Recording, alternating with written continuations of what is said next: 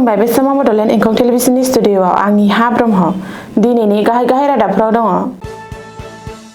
एजिपिआ एडिआरि केलेंकारिनि सायाव नायबिजिरनो दाबि खालामदों। आसामाव गोदानै गंबा बिरखं गाथोन बानायगोन। मणिपुर पुलिसआ ड्राग्सजों लोगोसे आइजो आरो साथाम प्रिपक केडारखौ खादों। गरसुकआव 5 किल'ग्रामनिबो गान्जा हमदों। प्रमिला रानी ब्रह्मआ बिधानसभा बिसायख'थि गेलेनो थियारि। भारतआ इरान आरो इजराइलाव थानाय भारतारिफोरनि थाखाय एडभाइजारि फोसावदों। गवालपारायाव हाग्रा बिफाना होखारनायनि नटिस हरदों। दानिया फैदो आबुं रादाबाव।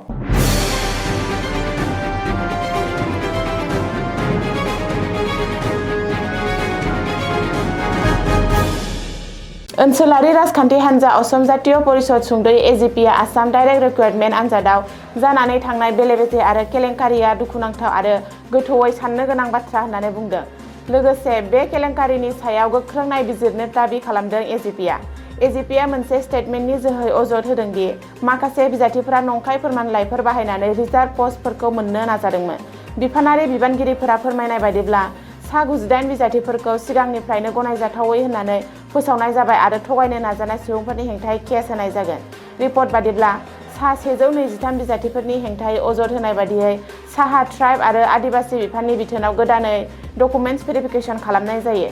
भेरिफिकेसन खालामनाय समाव सा 25 बिजाथिफोरा नुजाथिनो हायाखैमोन, सा 21आ थोजासे फोरमान बिलाइ होनो हायाखैमोन आरो सा 24 बिजाथिफोरा आबुं फोरमान बिलाइ गथायनो हायाखैमोन।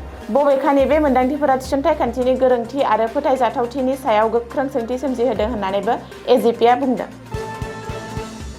आसाम नाङै बिरखं हान्थामेलानि इनफ्रास्ट्राक्चार फेहेरनाय आरो ओनसोलारि फोनांजाबनायखौ बांहोनो थाखाय लक सेवा भवनाव आसाम सोरखार आरो इन्डियान एभिएशन अथ'रिटिजों गोरोबथायाव सागान होलायो।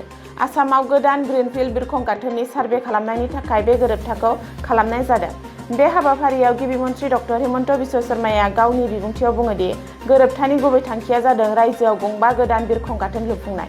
रायजोनि मोनबा थावनिफोराव भुमखौराङारि आखुथायफोरजों लोगोसे दावबायनायनि खाबुफोर दं। हादरारि रैखाथि आरो दावबायनाय मोन्नैखौबो नोजोर होनानै बे सानथांखिखौ महर होनाय जादों। माजुलि, दिमा हासाव आरो मानस गासैयावबो बेनि जाथावना दं। बे बिरखं गाथोनफोरा गुबैयै दावबायारिफोर आरो फालांगिरिफोरखौ गोसो बोहोगोन। बबेखानि दिमा हासावआ शिलं बायदि समायना। आसामनि मोनसे खनानिफ्राय मोनसे खनासिम बिरखंजों दावबायनायनि खाबु खालामगोन। गुवाहाटी बिरखं गाथोनाव बोसोरफ्रोमबो 7 लाखनिबो बांसिन बिरखंफोरा चलाचल जायो। गुवाहाटी बिरखं गाथोनाव सिगांनि रुजुनायाव एयार ट्राफिकआ जौगादों। डिब्रुगड़आवबो एयार ट्राफिकआ सिगांनि रुजुनायाव बांदों। सिलचराव थाबैनो गोदान बिरखं गाथोन लुफुंनाय जागोन होननानैबो गिबि मन्थ्रिया बुंदों। मणिपुर पुलिस आरो रैखाथि हान्जाया शुक्रबाराव हादोरसायाव गोख्रों अपारेसन खालामना फेग्रा मुवानि सन्देह गोनां सासे आइजोखौ आरो होबथानाय हान्जा प्रिपकनि 7 दायनिगिरिफोरखौ हमनो हायो। मिथिनो हानाय बादिब्ला चुराचान्दपुर जिल्लायाव पुलिसआ 22 फेब्रुआरि खालि चुराचान्दपुर पुलिस थानानि कन्नानफेंआव थानाय गेलामाल गलानिफ्राय श्रीमती थुआमलियानदिं मुंनि सासे आइजोखौ खानाय जायो आरो पुलिसआ बिनिफ्राय सन्देह गोनां हिर'इन पाउडारनि 4 packet, 5.35 kilogram W white tablet, गंसे registration number MN02G9041 TVS Jupiter two wheeler आरो गंसे मबाइल फन जब्द खालामनो हायो। बेराफारसेथिं बै सानखालिनो रैखाथि हान्जाया गुबुन मोनसे अपारेसन खालामना थौबल जिल्लानि माखा लैखै ओनसोलनिफ्राय प्रिपकनि गोख्रों मावथि रां जाख्ल'ग्रा दायनिगिरि थक्सम रबिचन्द्र सिंहखौ हमनाय जादोंमोन। बेनि अनगायैबो इम्फाल सानजा जिल्लानि थंजु पार्ट 2 माखा लैखानिफ्राय गुबुन सासे प्रिपकनि मावथि खुरैजाम रजित कुमार सिंहखौ इम्फाल सोनाब जिल्लानि सिंजामि पुलिस थानानि सिङाव थानाय गावनि न'निफ्राय खानो हायो।